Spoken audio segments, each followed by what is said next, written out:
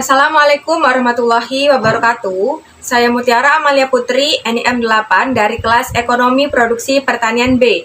Di sini saya akan mempresentasikan hasil kerja saya untuk ujian tengah semester, yakni analisis estimasi tingkat efisiensi produksi usaha tani jagung di Madura. Yang pertama adalah pendahuluan. Latar belakang dari penelitian ini adalah tanaman jagung merupakan komoditas pangan pokok kedua setelah padi, sehingga banyak dibutuhkan oleh masyarakat. Pulau Madura yang termasuk ke dalam Provinsi Jawa Timur memiliki peluang yang besar dalam pengembangan usaha tani jagung. Hal tersebut dikarenakan Madura mampu memproduksi jagung sebanyak 637.838 ton pada tahun 2017. Namun pada 2016 terjadi penurunan produksi jagung. Adanya fluktuasi produksi jagung tersebut dapat dipengaruhi oleh berbagai sebab, seperti luas lahan, benih, pupuk, pestisida, modal, tenaga kerja, dan alsintan yang digunakan. Selain itu, usaha tani yang dijalankan masih sederhana dan tidak menggunakan varietas yang unggul. Kemudian, tujuan dari penelitian ini adalah yang pertama, mengetahui variabel yang berpengaruh, signifikansi, dan elastisitasnya, menggunakan estimasi fungsi produksi Cobb-Douglas. Yang kedua adalah mengetahui persamaan dari fungsi produksi Cobb-Douglas. Yang ketiga, mengetahui nilai NPM dan elastisitasnya. Dan yang keempat, mengetahui tingkat efisiensi fungsi produksi Cobb-Douglas Frontier Stokastik. Selanjutnya adalah pembahasan yang pertama mengenai estimasi fungsi produksi Cobb-Douglas menggunakan dua variabel. Assalamualaikum warahmatullahi wabarakatuh. Di sini saya akan mengestimasi persamaan fungsi produksi Cobb-Douglas menggunakan Excel. Di sini kita memiliki 120 data yang akan kita analisis menggunakan Excel. Di mana datanya terdiri dari produksi jagung secara kuintal, benih, kilogram, dan tenaga kerja yakni HOK. Langkah berikutnya kita akan melakukan learn kepada data-data tersebut dengan rumus sama dengan ln buka kurung, kita klik datanya yang akan di-learn-kan, kemudian tutup kurung dan enter. Kita lakukan hal tersebut kepada semua data. Setelah sudah, selanjutnya kita melakukan analisis data dengan mengklik data, kemudian data analisis. Kita pilih regression. Oke. Selanjutnya kita pilih input yield-nya, yakni LN produksi jagung.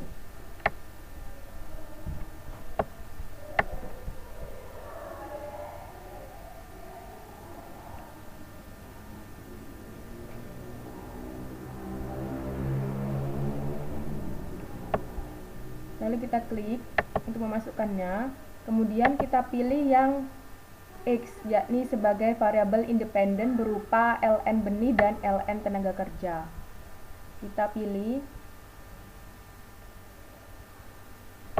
lalu kita klik untuk memasukkannya. Kemudian kita centang label dan memilih output range yang harus kita pilih tempat atau lokasinya.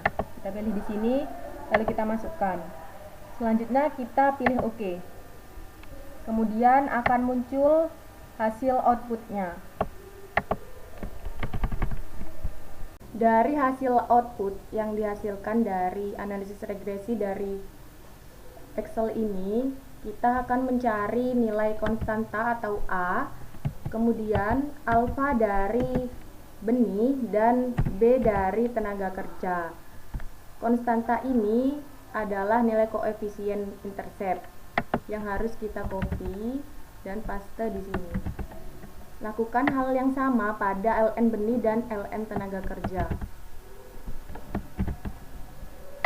Kemudian nilai konstanta ini harus kita eksponenkan terlebih dahulu dengan rumus sama dengan EXP buka kurung, klik nilainya, lalu tutup kurung dan enter. Kemudian kita akan mencari fungsi produksi Cobb-Douglas-nya, yakni Q sama dengan 15,81 dikali K atau kapital yang dipangkatkan dengan koefisien ln benih atau kapitalnya yakni 0,02 dan dikalikan dengan lebar yang dipangkatkan dengan koefisien lebarnya yaitu 0,33. Kemudian kita akan mencari elastisitas produksi yakni EP sama dengan cara menjumlahkan semua koefisiennya yakni 0,02 ditambah 0,33 yang menghasilkan 0,35 yang artinya adalah decreasing karena nilainya kurang dari 1. Dari hasil output hasil analisis dapat diketahui bahwa berdasarkan tabel summary output diketahui nilai R-square-nya sebesar 0,171 yang artinya sebesar 17,1% variabel dependen dapat dijelaskan dengan variabel independen yakni variabel benih dan tenaga kerja. Sedangkan sisanya sebesar 82,9% dijelaskan oleh variabel lain yang tidak diteliti. Selanjutnya, berdasarkan output ANOVA diketahui nilai F hitung sebesar 12,12, yakni lebih besar dari F tabel sebesar 3,07, sehingga terdapat pengaruh yang signifikan variabel benih dan tenaga kerja secara simultan atau bersama-sama terhadap jumlah produksi jagung. Kemudian berdasarkan output koefisien diketahui bahwa variabel benih diperoleh T hitung sebesar 0,26 lebih kecil dari T tabel yakni 2,91 sehingga variabel benih tidak dapat berpengaruh signifikan terhadap jumlah produksi jagung. Sedangkan variabel tenaga kerja diperoleh T hitung sebesar 4,72 yakni lebih besar dari T tabel yakni 2,91 sehingga variabel tenaga kerja berpengaruh signifikan terhadap jumlah produksi jagung. Selanjutnya adalah elastisitas produksi. Berdasarkan hasil nilai elastisitas dapat diketahui bahwa elastisitas benih sebesar 0,02 dan elastisitas tenaga kerja sebesar 0,33 sehingga variabel tenaga kerja atau lebar memiliki nilai elastisitas yang paling besar dan paling berpengaruh di antara faktor produksi lainnya. Kemudian berdasarkan hasil nilai elastisitas tersebut, diketahui bahwa intensitas faktor produksi jagung bersifat padat tenaga kerja, dikarenakan nilai elastisitas variabel tenaga kerja lebih besar daripada nilai elastisitas variabel benih. Sehingga banyak menggunakan tenaga kerja daripada modal yang digunakan dalam usaha tani jagung ini. Hasil perhitungan elastisitas produksi diperoleh nilai sebesar 0,35, yakni lebih kecil dari 1 yang memiliki sifat elastisitas decreasing return of scale. Artinya terdapat penambahan hasil yang menurun dari skala produksi. Hal tersebut disebabkan karena nilai elastisitasnya kurang dari 1, di mana output relatif lebih rendah dibandingkan dengan input yang digunakan. Yang artinya penggunaan input telah berada dalam keadaan yang kurang menguntungkan dan marginal produktivitas input sudah mulai menurun. Pembahasan yang kedua adalah persamaan estimasi fungsi produksi COP12 yang diketahui model linearnya adalah ln Y sama dengan ln 2,76 ditambah 0,02 ln K ditambah 0,33 ln L. Di mana selanjutnya nilai A atau konstanta sebesar 2,76 itu harus dieksponenkan yang dihasilkan menjadi 15,81. Yang kemudian diperoleh hasil persamaan estimasi fungsi produksi COP12-nya adalah Q sama dengan 15,81, K pangkat 0,02, L pangkat 0,03. Dengan interpretasi, jika variabel benih dan tenaga kerja dianggap konstan, maka output atau jumlah produksi jagung akan bertambah sebesar 15,81. Kemudian nilai koefisien regresi variabel benih sebesar 0,02, maknanya jika benih meningkat 1%, maka jumlah produksi jagung akan naik sebesar 0,02% dengan asumsi variabel lain bersifat konstan. dan nilai koefisien regresi variabel tenaga kerja sebesar 0,33. Maknanya, jika tenaga kerja meningkat 1%, maka jumlah produksi jagung akan naik sebesar 0,33% dengan asumsi variabel lain bersifat konstan. Selanjutnya, pembahasan yang ketiga adalah mencari nilai NPM, di mana persamaannya adalah Y 15,81, K pangkat 0,02, L pangkat 0,33. Dan diketahui V1-nya Rp1 per kilo, V2-nya Rp4 per HOK, P atau harganya adalah Rp10 per kilo, APP X1-nya 5, dan APP X2-nya adalah 1. Nilai NPM dicari dengan rumus MR1 sama dengan P dikali MPP, yang sama dengan P dikali EP dikali APP. Lalu kita masukkan saja nilainya, yakni P-nya 10 dikali EPX1-nya 0,02 dikali APPX1-nya 5. Yang kemudian dihasilkan MR1 sama dengan 1, sehingga secara ekonomis faktor produksi benih telah efisien. Lalu untuk MR2 rumusnya juga sama, yang diperoleh nilai 3,3, yang artinya lebih besar dari 4. Kemudian dimasukkan ke dalam rumus MR dibagi V, yakni 33 dibagi 4, yang dihasilkan 0,8 yang lebih kecil dari 1. Sehingga secara ekonomis penggunaan faktor produksi tenaga kerja belum efisien. Dalam hal ini maka penggunaan faktor produksi tenaga kerja perlu dikurangi. Assalamualaikum warahmatullahi wabarakatuh. Di sini saya akan menjelaskan tahapan atau tutorial menggunakan software Frontier untuk mengestimasi persamaan fungsi produksi Cobb Douglas menggunakan software Frontier. Sebelumnya di sini data yang saya gunakan sudah dikalikan dengan NIM saya, yakni dikali 8. Nah, di sini terdapat kolom pertama yaitu responden sebanyak 120 responden. Yang digunakan angka karena syarat dalam menggunakan software Frontier adalah respondennya tidak boleh menggunakan nama tapi harus menggunakan angka. Kemudian kolom kedua ada jenis data yang disimbolkan 1 karena jenis datanya adalah cross section. Kemudian ada data produksi jagung dengan satuan kuintal, benih satuan kilogram, tenaga kerja satuan HOK, pupuk kandang satuan kilogram, dan pupuk fosfat satuan kilogram.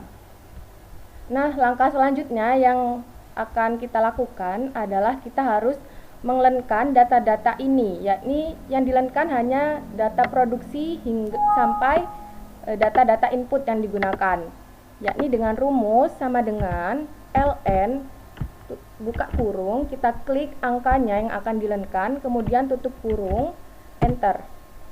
Selanjutnya kita drag saja untuk keseluruhan data yang akan dilenkan. Nah, setelah muncul seperti ini, langkah selanjutnya kita buka lembar kerja baru Excel. Lalu kita copy responden dan jenis datanya ke dalam lembar kerja baru Excel tersebut. Selain itu, yang di-copy lagi ke dalam lembar kerja baru ini adalah data-data yang telah dilenkan, yakni data produksi, data benih, tenaga kerja, pupuk kandang, dan pupuk fosfat.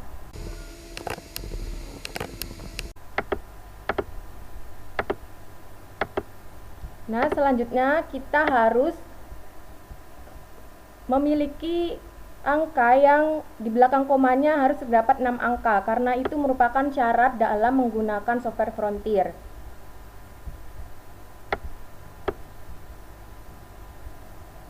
Satu, 2, 3, 4, 5, 6. Selanjutnya kita harus menyimpan file ini ke dalam software Frontier, ke dalam file Frontier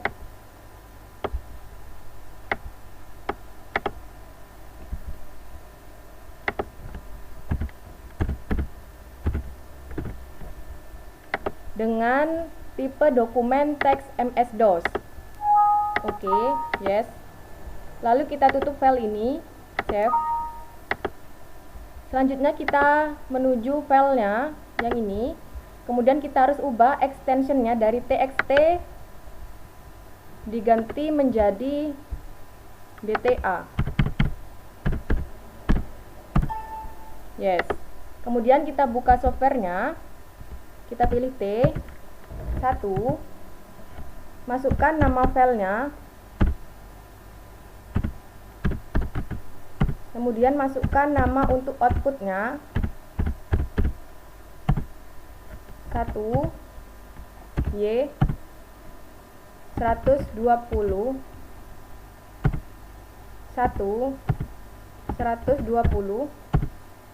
dan 4 karena variabel independennya ada 4, kemudian Y dan N.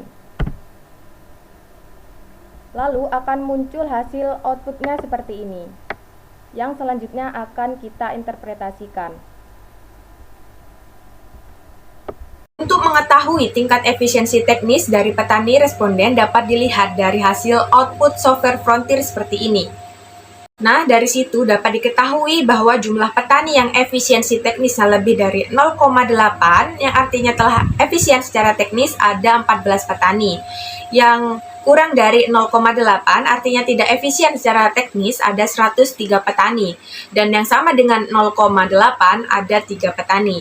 Sedangkan jika dilihat secara keseluruhan dari nilai mean efisiensi menunjukkan nilai 0,63 sehingga kurang dari 0,8. Jadi secara keseluruhan dari 120 petani jagung di Madura tidak efisien secara teknis. Dapat disimpulkan bahwa terdapat pengaruh yang signifikan variabel benih dan tenaga kerja secara simultan atau bersama-sama terhadap produksi jagung. Faktor yang berpengaruh signifikan adalah tenaga kerja dan faktor yang tidak berpengaruh signifikan adalah benih. Faktor yang berpengaruh paling besar adalah tenaga kerja karena memiliki nilai elastisitas yang paling besar di antara nilai lainnya. Dengan intensitas faktor produksi jagung bersifat pada tenaga kerja. Elastisitas produksi bersifat decreasing return of scale karena nilainya 0,35 kurang dari 1.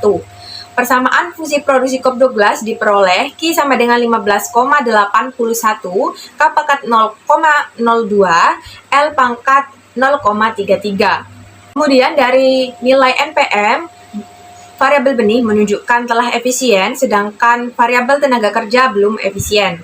Dengan rata-rata efisiensi teknis petani tidak efisien secara teknis, dan terdapat 14 petani yang telah efisien, 103 petani tidak efisien, dan sisanya memiliki nilai efisiensi teknis yang sama dengan 0,8. Untuk sarannya adalah perlu adanya pengembangan lebih lanjut mengenai estimasi tingkat efisiensi produksi jagung di Madura, sehingga diharapkan menjadi upaya peningkatan produksi dan memaksimalkan peluang dan potensi jagung di Pulau Madura dengan pemanfaatan berbagai input secara maksimal. Baik, itu saja yang dapat saya sampaikan. Kurang dan lebihnya saya mohon maaf. Terima kasih atas perhatiannya dan semoga bermanfaat. Wassalamualaikum warahmatullahi wabarakatuh.